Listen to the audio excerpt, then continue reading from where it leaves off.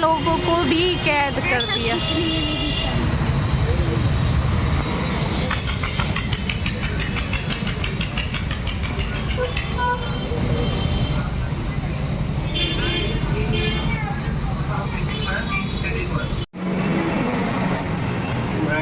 आपको हाइट में नीचे है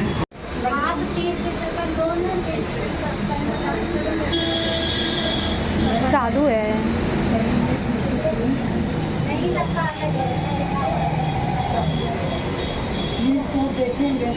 पता है सेकेंड टाइम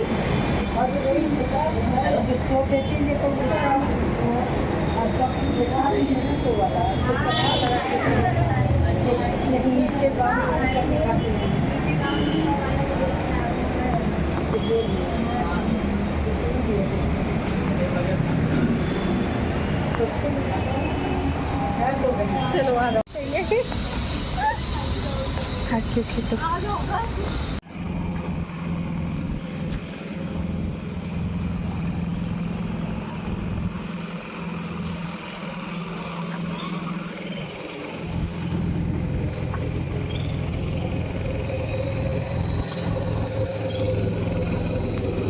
उधर से चलो आओ।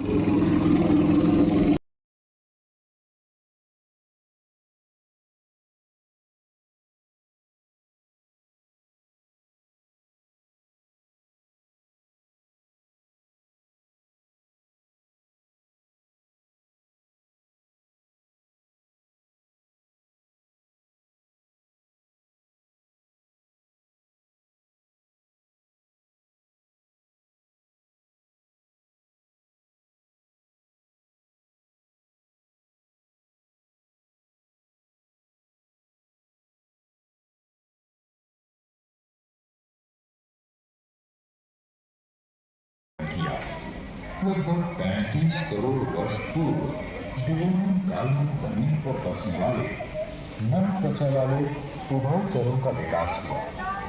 कशेरुकियों के जमीन पर आने से जीवन चक्र तेजी से घूम वैज्ञानिकों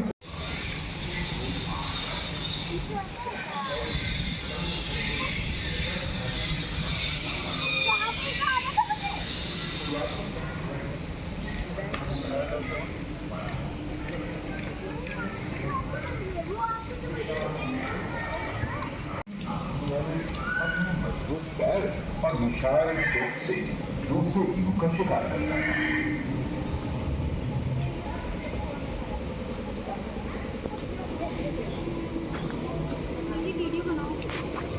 किसकी? सिनोज़ोइक महाद्वीप के प्लेस्टोसीन युग में लगभग 20 लाख वर्ष पूर्व हिमयुग का आरंभ हुआ। हिमयुग 4 दौरों में 10 लाख वर्षों से भी अधिक चलता रहा। इस दौरान पृथ्वी बर्फ से ढकी रही। जीव जंतुओं को बहुत मुश्किलों का सामना करना पड़ा, जिसके फलस्वरूप बहुत से जीव लुप्त हो गए। कुछ जंतुओं के शरीर पर रोए विकसित हो गए, जिन्होंने उन्हें इस कठिन मौसम से सुरक्षा प्रदान किया, जैसे woolly rhinoceros, giant deer, musk ox, mammoth एवं स्नाइलोडॉन। फोटो खिंचवानी इन सबके साथ। इनमें सबसे हिंसक था स्नाइलोडॉन, जो शेर से हूबहू मिलता था, लेकिन उनके पूरी जबड़े में छुरे के समान लंबे नुकीले दांत थे।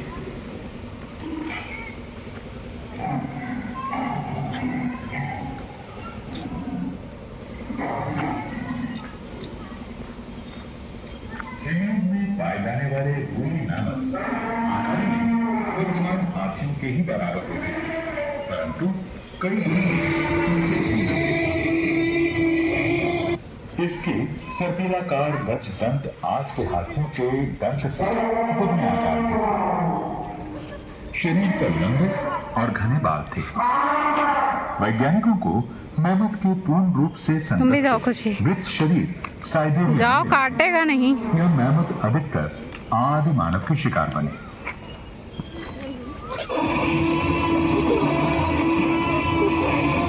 इस युग में पाए जाने वाले गैंडों का शरीर भी घने बालों से ढका हुआ था। आदि मानव द्वारा बनाए गए गुफा चित्रों में इन वूली राइन यानी बालदार गैंडों की तस्वीर मिलती है। एकदम मुंह फैला रहा है। राइनो हिमयुग के अंत तक लुप्त हो गए। इस समय अस्तित्व में आए ऐसा लग रहा है जिंदा है जैसे। यानी कस्तूरी बैल, जिसके शरीर पर बालों की तोहरी और विशाल चोट से दूसरे जीवों का शिकार करता है।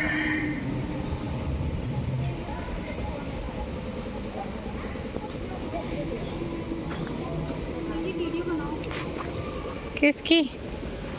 सिनोज़ोइक महाद्वीप के प्लेस्टोसीन युग में लगभग 20 लाख वर्ष पूर्व हिमयुग का आरंभ हुआ। हिमयुग 4 दौरों में 10 लाख वर्षों से भी अधिक चलता रहा। इस दौरान पृथ्वी बर्फ से ढकी रही। जीव जंतुओं को बहुत मुश्किलों का सामना करना पड़ा, जिसके फलस्वरूप बहुत से जीव लुप्त हो गए। कुछ जंतुओं के शरीर पर रोए विकसित हो गए, जिन्होंने उन्हें इस कठिन मौसम से सुरक्षा प्रदान किया, जैसे woolly rhinoceros, giant deer, musk ox, mammoth एवं सिनाइडोडॉन। फोटो खिंचवानी इन सबके साथ। इनमें सबसे हिंसक था स्पाइडोडॉन, जो शेर से हूबहू मिलता था, लेकिन उनके पूरी जबड़े में छुरे के समान लंबे नुकीले दांत थे।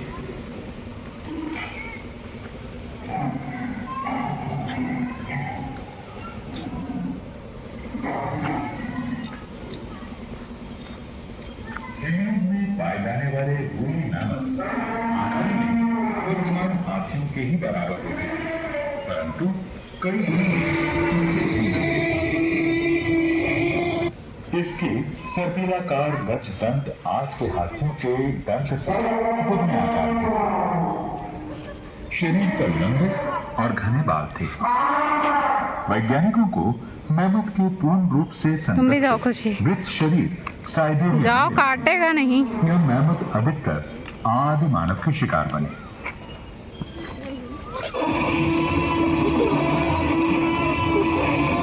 इस युग में पाए जाने वाले गैंडों का शरीर भी घने बालों से ढका हुआ था।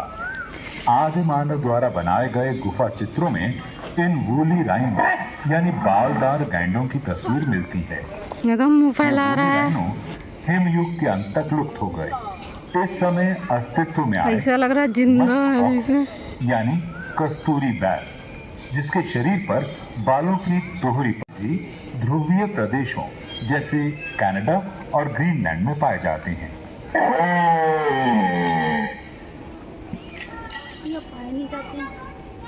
इस युग का मेगालोसीरस एक महावृक्ष के समान था, जिसके शाखादार मजबूत सींगों का फैलाव देखते ही बनता था। आदि मानव इसके सींग का प्रयोग हथियार के रूप में करता था।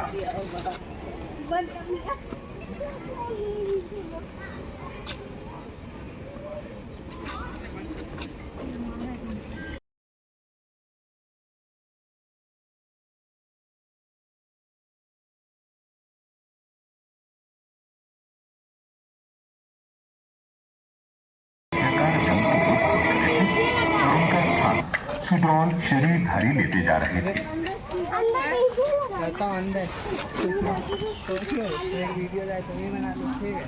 एओसिन युग में अस्तित्व में आया लीमर। यह वानर जाति का प्राणी था।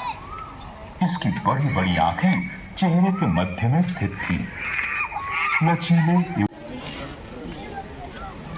इस युग में पाया जाने वाला कठोर कवच से लैस ये एक अन्य स्तनधारी ग्लिप्टोडॉन है। इसका 3 मीटर तक लंबा शरीर गुंबद जैसे कवच और सिर हेलमेट जैसे कवच से ढका हुआ था।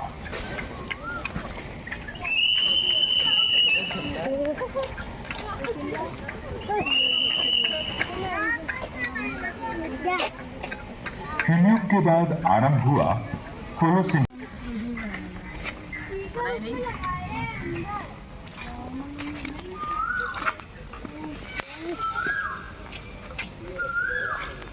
सेनोज़ोइक के हाथों एवं मस्तिष्क का धीरे-धीरे विकास हुआ।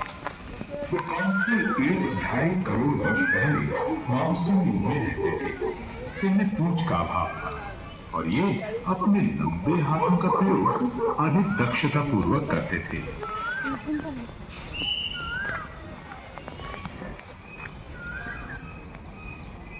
50 लाख वर्ष पूर्व कुछ वानरों ने अफ्रीका के घास के मैदानों में सीधे खड़े होकर चलना प्रारंभ किया। ये वानर थे ऑस्ट्रेलोपिथेकस। ऑस्ट्रेलोपिथेकस के वंशजों ने धीरे धीरे जमीन पर रहने दक्षता प्राप्त की और ये होमो हेबिलिस में रूपांतरित हुए। अपने मस्तिष्क का प्रयोग करके ये पत्थर के खुरदुरे हथियार हुए। डर तो नहीं रही? आओ अब इधर से देख के चला जाए। बातचीत में भी सक्षम रहे हैं। यह आदि 40,000 वर्ष पहले हिंदू के दौरान लुप्त हो गए। आरंभ किया और स्थायी बस्तियां बसानी शुरू की। इनका वंशज है। इतना गंदा पानी हो गया।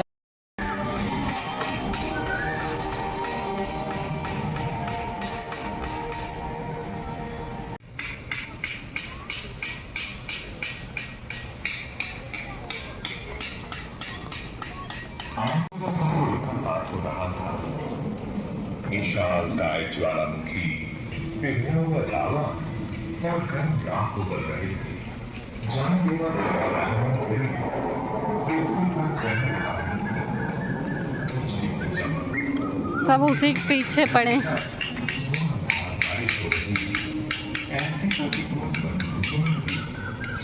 अंडा बनना है, टूटा ही मैं चिड़िया हमको लागत बैठी। समय के साथ पृथ्वी की उग्रता कम हुई। आर्य समुद्र में सरल कोशिकाओं जैसे जीवाणु एवं नीले हरे शैवाल की सृष्टि हुई। कालांतर में बहुकोशिकीय पौधों एवं जंतु जैसे जेलीफिश, स्पॉन्ज, प्लूरम आदि का विकास हुआ। ये भी नौटंकी कर रहा है। करोड़ों वर्षों तक ये पानी के अंदर ही सीमित रहे। इस विशाल हमें देख के नौटंकी करने लगा। तुम्हें देख के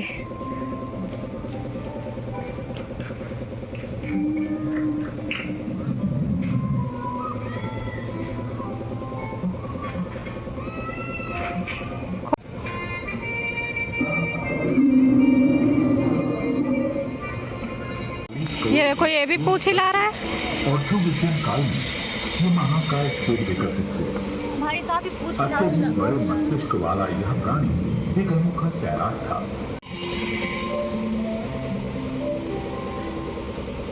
44 करोड़ ये अब अच्छे बन गए, नहीं तो ये सब हालत झूलत नहीं रहे, कुछ बस ऐसे रहे। एक अच्छा तैराक ही नहीं बल्कि बहुत तेज शिकारी भी था। कोई विशाल गाय आंखें क्यों निकाल लो इतनी? बोलो, तक होती थी।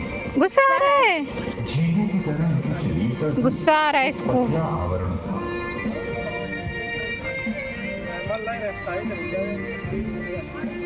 गुस्सा आ रहा है, गुस्सा। ये नहीं चलता है। पता नहीं। इनको सुरक्षा के लिए कठोर कवच प्रदान किया, जिसके उदाहरण हैं ट्राइलोबाइट्स, और विशाल जलीय बिच्छू। उत्पत्ति के बाद ट्राइलोबाइट्स दुनिया भर में फैल गए और समुद्री समुदाय के मुख्य प्राणी बन गए। इनका चपटा अंडाकार शरीर 3 भागों में विभाजित था। यही वजह है कि इनमें ट्राइलोबाइट फोटो नहीं खिंचवाई किसी के साथ तुमने? अग्रभाग पर सुस्पष्ट आंखें विकसित किया। बिच्छू पहले जमीन पर रहने के लिए आए। वायुमंडल में ऑक्सीजन की अधिक संयोजन कालखंड कशेरुकी गानीमेर की हड्डी वाले प्राणी और जमीन जैसा तुम बताओ। जमीन पर आए पेड़ पौधों ने दुनिया के प्रथम जंगल का विकास किया। इन्होंने न सिर्फ प्रकृति की सुंदरता में